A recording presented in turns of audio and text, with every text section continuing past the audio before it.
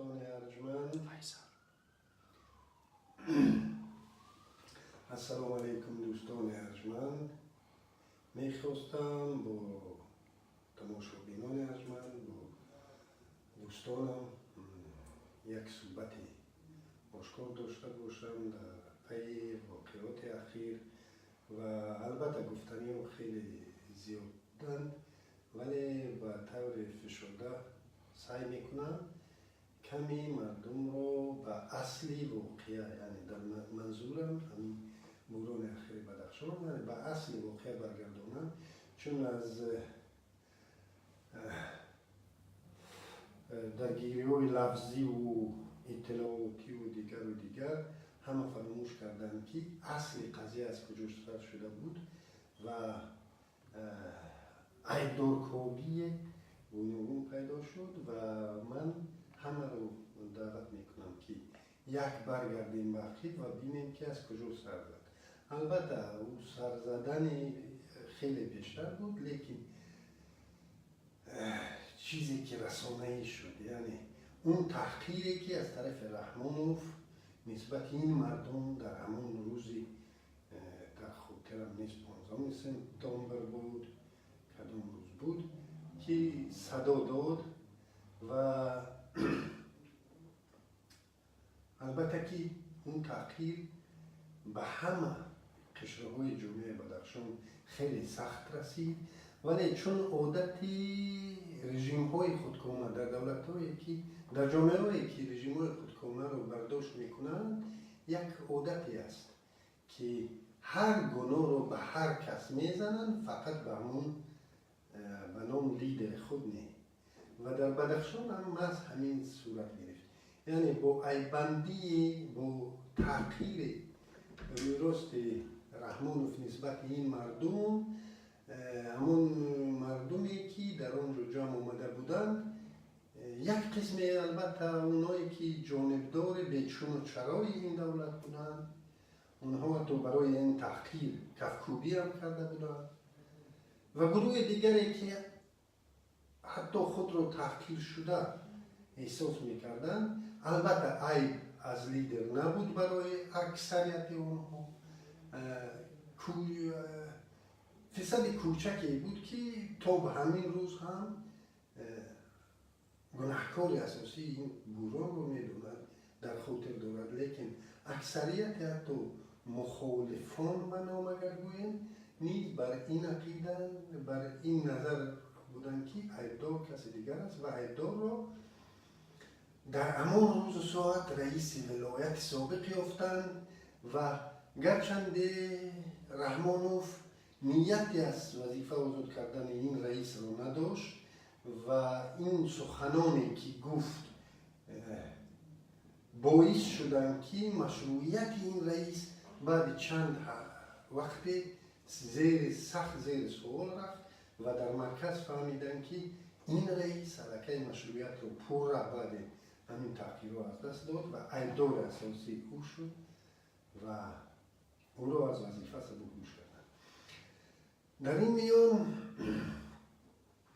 چون عیبدار اساسی این تحقیر اکنون از وظیفه سبکدوش شده بود، باید عیبدار نوبتی را کابیم و جامعه بدخشان به تدریج به دو جناح تقسیم کردن گرفتن و یک جناح دیگر را عیبدار میکرد، یعنی حتی اونهایی که بر اثر این تحقیرها و این خطرها بانگ اضطراب میزدن، اکنون عیبدارکنی بالای ما از جمله صورت گرفت که ما گویا این لشکر چند هزار نفره رو به بدخشان آورده ایم، ما گویا این مردم رو تحقیر کرده ایم و ما گویا میخواهیم در اینجا یعنی جنگ اندازیم. خب من امروز وقت شما را زیاد نمیخواهم بگیرم. در این مورد در روزهای نزدیک سلسله برنامه ها تشکیل میکنیم و بنده به همه اون دید خود را با همه شما محاکمه میگذارم. امروز میخواستم یک چند تأخیری که باز دلاغتا نسبت این خلق در طول این روزها شده بودن به خاطر بیارم، چه از طرفی رئیس کمیته دولتی امنیت ملی که قرضای بانکی مردم را حساب کرده بود 71 میلیون، در حالی که یک خدای امین رحمانوف در نزد بودجه دولت زیاده از 100 چند میلیون قرض داره است و همه کارخانه های خصوصی عائله که در نزد یک دیگر و در نزد بودجه و در نزد همه ما شما قرض دارند. این گویا نتیجه بحران عمیق اقتصادی است که در اینجا هیچ کس گناه ندارد. اون بانک‌هایی که پول مردم را گرداندن نمیتوانند، اونها هم عیبدار نیستند. بحران اقتصادی عیبدار است. عیبدار فقط این مردم بیچاره محض بدخشان است که قرض گرفته است و قرض را نمیگرداند و 3,500 لشکر آمده است قرض را برگرداند. و تحقیر آخرانی که یک بنام پرکرور جنرالی که کرد، از همه تحقیر خیلی پس همین نفر کرد که با مفتشان چلسواد او رفتن مکتب به مکتب روزنامه تفتیش میکنند، آنون که آیا او در همین چیز یگان چی میفهمد و این نفر ما رو به بیسوادی ایدار میکنند. و بیاید همون پروتکل آخری که با محض همین پرکرور جنرالی و زیر دستانش اون رو انشا کردن و چی بیسوادیه. خب امروز بسیار برادران برای نظرم که گویا بسیار رو میگن که خیلی این برادران که امضا کردن گویا یک چیزی با یک خطری خود رو روبرو کردن، یعنی اگر امضا نمی کردن خوبتر بود. من چه میگویم این حجت اگر عمیق بیسواد نمی بود من خودم یکمی امضا می کردم، چون در آن یک چیزی نوی گفته نشده است. یعنی اون چیزی که از قرنها گفتند به قانون‌ها یک تا جمهوری تاجیکستان از قرنها از آدم صفی‌الله به این سو که آدم نکش، دزدی نکن، غارت نکن، یگان گپ نه اونجا نیست، یک خودتون قضاوت کنید. راه ندادن به صادر کردن حرکت‌های غیر قانونی بر ضد امنیت دولت و جامعه. کی میتواند زیر این امضا نگذارد؟ اگر امضا نگذارد یعنی او حلقه جنایت کرده است. تشکیل رهبری گروه‌های متشکل جنایی. اگر به من پیشنهاد کنم که همین امضا کنم من اون رو رد کنم، این حلقه خودم رو متهم کردم که من میخواهم همین نکردم. قصدن نیست و نابود و ویران کردن مال ملک. این شاید به برای کیم کونگ داده همین امضا کردن که او بسیار شکست و ریخت کرده است و بس کند همین کارش. تحقیر نماینده حاکمیت. فقط نماینده حاکمیت دیگران را تحقیر کردن میگید. ما هم قطعی شما هم رو میشویم دوام میدیم تحقیر کردن و تا همین روز دیده ایستودیم در رسانه ها چه خیلی مقدار تحقیر کرده است. اوباشی، قاچاق مواد مخدر، سلاح و اسلحه. گویا تا امضای همین سند این همه اجازت بود است، یا گویا که همین 7 نفر که این را امضا کردن برای اینها دیگر این ممنوع است و به باقی مانده مردم بدخشان این هنوز ممکن است میتوانند یک چند قاچاق مواد مخدر کنند و اسلحه فروش رو خرید کنند، لیکن همین 7 نفر نکنند که به جوگری کشیده میشن. گذرانیدن جماعت‌های افراد جنایت پیشه از خاطکه با در قوس آمده است.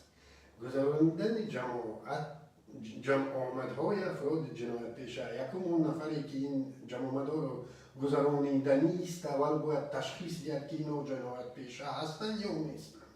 فرض کردیم در یک کوچه، در یک میکرورایون، در یک جای دیگر همسایه ها حتما در حال کدام مسائل جمع آمد میکنن و کی تشخیص میدهد که اونجا چند نفر جنایت پیشه هستند و آیا این سخات کنه میشود و اون را سخات کنه نمی‌آید یا اطاعت نکردن بر نمایندگان حاکمیت دولتی. یعنی این از همه عجایب، نماینده حاکمیت دولتی هر روز پول آبادانی را گم میکند و هر روز هشر مردم را دعوت کند. اگر من زد برایم، مرا باید به جوابگری کشم که من به اطاعت نکردم و من نماینده حاکمیت مقامات محلی حاکمیت دولتی. باز تکرار میکنم، یگان جای نگرانی نیست از این حجت امضا نکردن. فقط من به همون خاطر فقط امضا نمیکردم که از لحاظ قانونی گیر مانیم، از لحاظ زبانی این حجت بی‌سود است و من با این پروتکل به چی درگیر شدم؟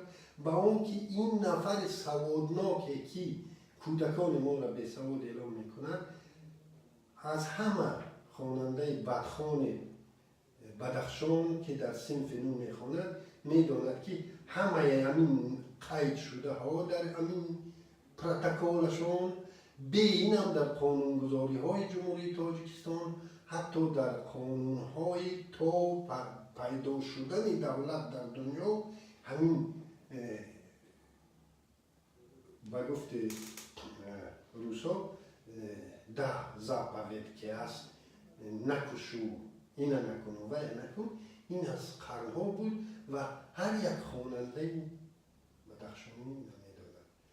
در حالی که پروکورور جنرالی همین خیلی حجت بی‌سواد چی رسد به اون که دیگران که شاید قانون رو اونقدر خوب ندادند مجبور کردن امضا کردن، خودش هم امضا گذاشتن که اینا گویا قانون میدونند و اینا گویا سواد دارند و اینا گویا از بودجه دولت خواندند و دیپلم ها گرفتند و امروز حقوق های ما رو حمایت میکنند. در این مسئله روزهای نزدیک باز بحث میکنیم. دوستان عزیز، پگاه خدا خواهد در همین ساعت همین پروکورور جنرالی را به زبان شغلی با شما بررسی میکنیم. تشکر از دقت.